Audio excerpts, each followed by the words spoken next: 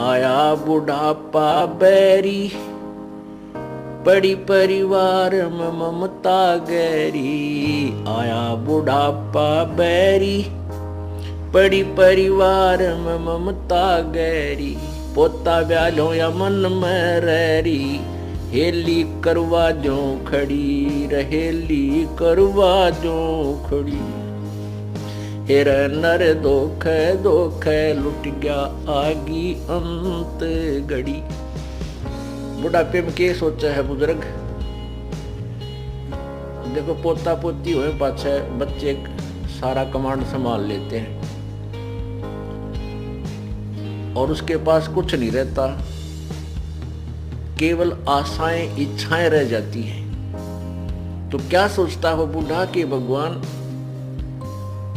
पोता ब्याह लो, ये पोता मेरा ब्याह आ जाए मेरी आंखों के सामने, बस आनंद काया हो जाए और एक हवेली बना दूं। वर्तमान के शब्दों में कोठी, एक कोठी और बना दूं और उस बुढ़े की कोई सुने नहीं, ना बालक माने ना पोते सुने, पर उसकी अपनी व शेख चिल्ली वाली कामना खत्म नहीं होती। तो जिसके पास भक्ति नहीं है, भगवान का नाम नहीं है, उसका बुढ़ापा उसके लिए दुश्मन, और जिसके पास भक्ति है उसके लिए उसका बुढ़ापा मित्र बन जाएगा। क्योंकि बच्चों को सलाह बड़े बुजुर्ग तब तक देते हैं जब तक वो खुद सोचन समझन योग्य नहीं होते। और ये भी हमें भगवान के तत्व ज्ञान से ये भी हमें पता चल जाता है कि इस बच्चे के भाग्य में जो है वही मिलेगा। ना तेरे चीचू करण तक वो कंपत्ति होगा और ना ही किसी और तरीके से। हाँ, तरीका एक है कि ये बच्चा तेरे वाला यदि भगवान से जुड़ जावे तो परमात्मा फिर इसकी आपत्तियों को हल्का करने लग जाएगा। ऐसा हो जाता है तो उसका तो बुढ़ापा कति स्वर्ग बन गया। ऐसा नहीं भी होता है, बच्चे नहीं भी मानते हैं, तो इस ज्ञान को आधार बना ले। अपनी भक्ति में बाधा नहीं आने दे। बच्चे युवा हो जाते हैं और बाल बच्चेदार हो जाते हैं तो वो बालक नहीं रहते, वो बहुत सोच समझ के कदम उठाते हैं। लेकिन बुजुर्ग ने सोचा है बूढ़ा कि ये नाश करेगा, बस ये यहाँ काम बिगाड़ेगा, मेरी मानता नहीं। अपने समय में जैसे बचपन था हमारे, जब उस समय कुछ और माहौल था, और तरह की व्यवसाय था।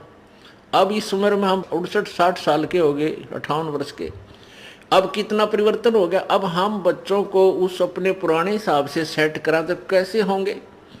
हमारी सोच तो 50 वर्ष पुरानी है। तो इस दृष्टिकोण से आधी लड़ाई हम आप बना ले बुढ़ले। तो इनको चाहिए जिनको नाम ले लिया, अग बेटा भगवान ने याद रखो और नेक नीति तक काम करो, परमात्मा बरकत जरूर देता है आपके किए कर्म का। और कोई हानि भी होती है तो ज्यादा होनी हो वह कम में टलेगी, ये नियम है ईश्वर का, और नहीं तो हानि नहीं होगी।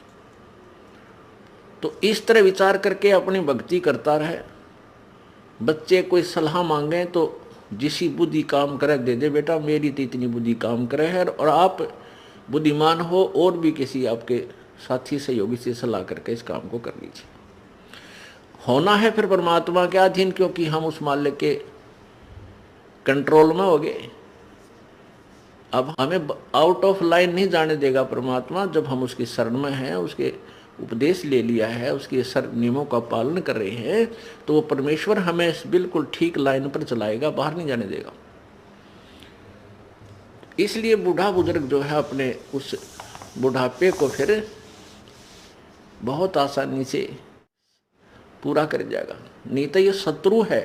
आया बुढ़ापा बैरी, जितना वृद्ध होता जाएगा, क्योंकि 2 बेटे 2 बेटी, फिर उनका 2-2 3-3 संतान है।